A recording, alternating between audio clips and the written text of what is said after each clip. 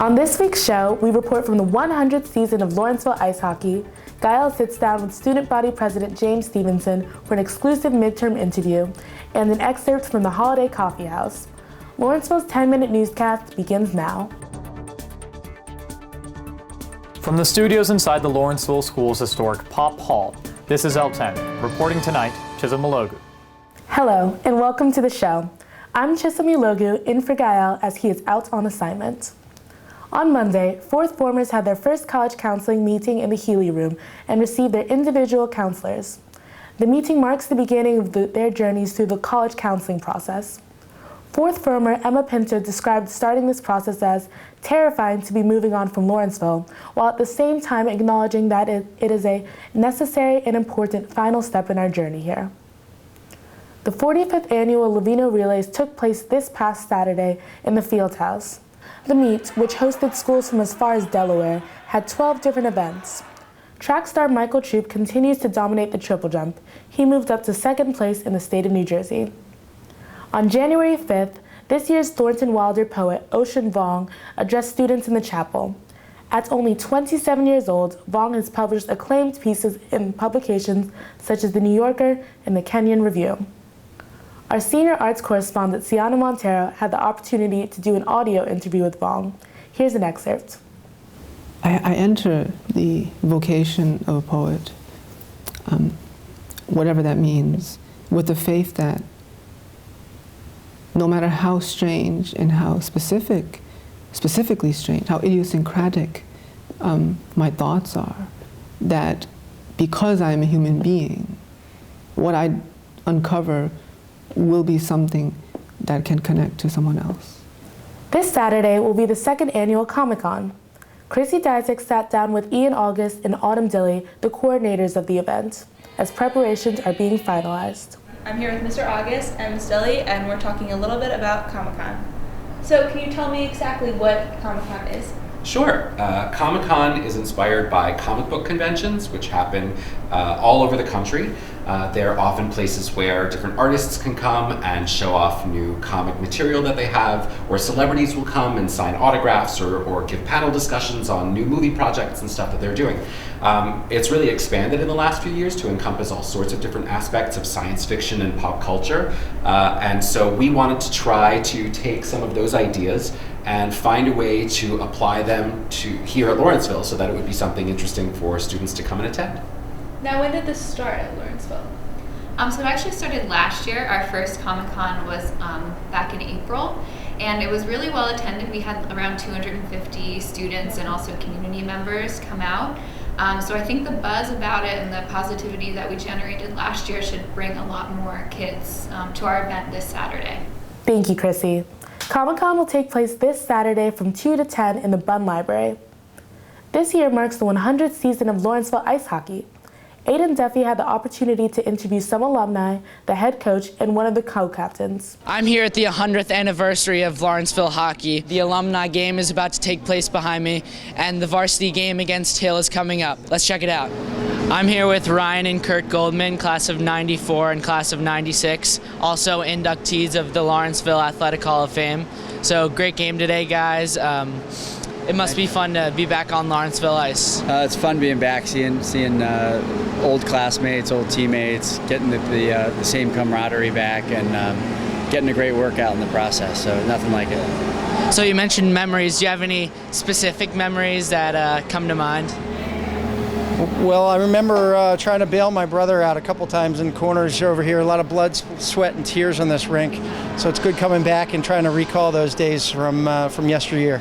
For me, it's, I think, just the memories of being in a great game. There's the Hill versus Lawrenceville coming up next. Being here with the electricity, with the fans, bringing the student body together, the faculty, staff, teammates, all working hard to represent Lawrenceville. That's what I remember most. Big Red was definitely out in force today to celebrate 2 hockey games 100 years in the making.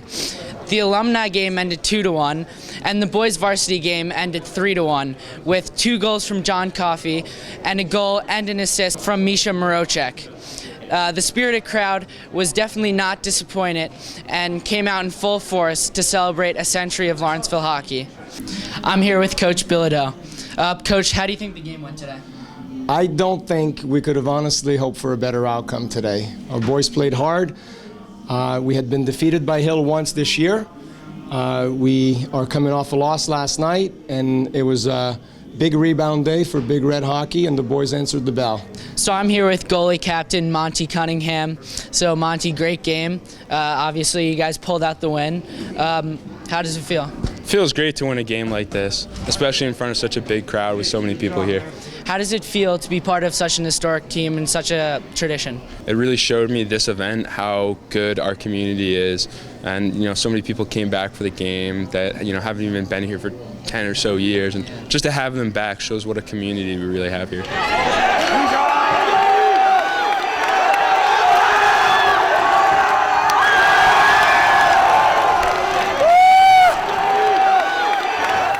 Thank you, Aidan.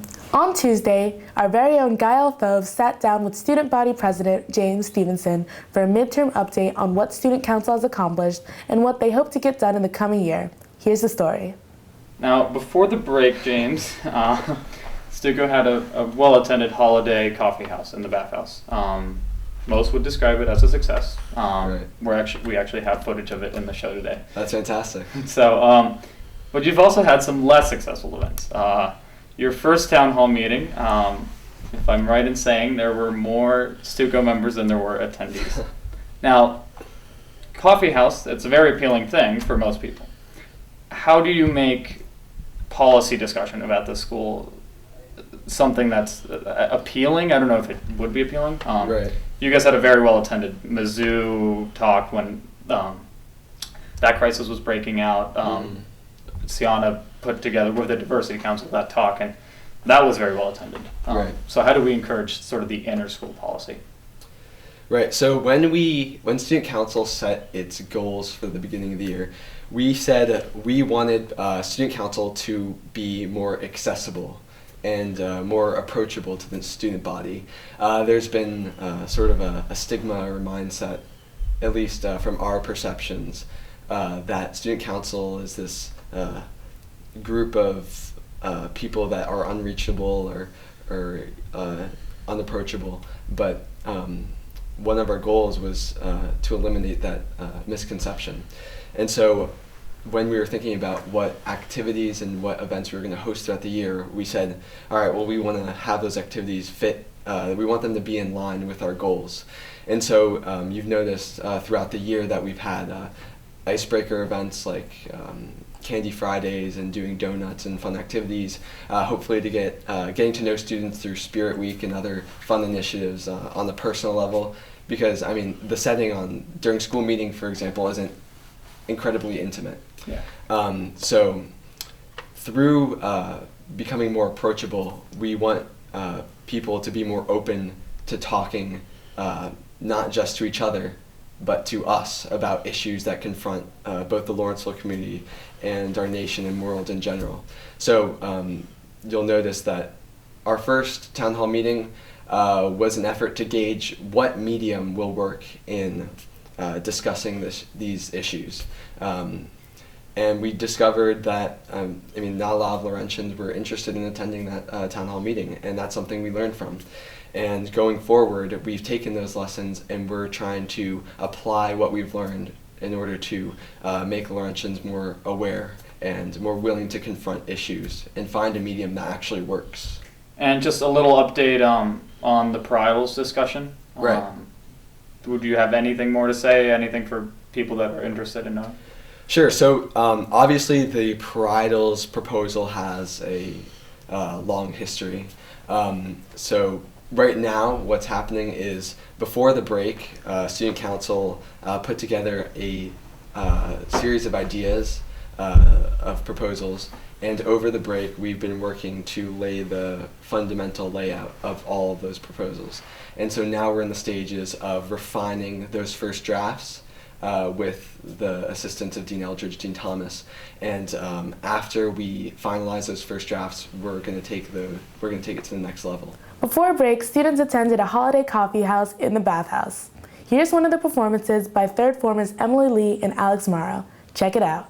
You can take everything I have. You can break every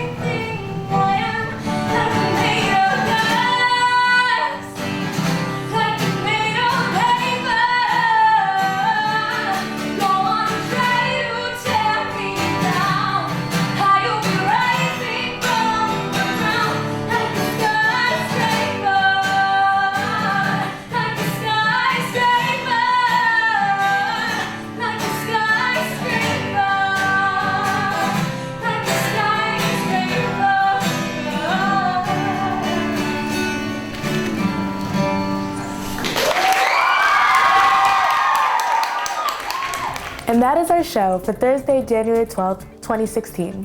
From all of us here at L10, thanks for watching and good night. Hello, and that was creepy. Let me not do that again. James' face, and keep on looking at me. You'll look like a freak if you look there. Towards the end, you can look there if you want. And that is our show for Thursday, January 12th, 2015. 2016. Oh.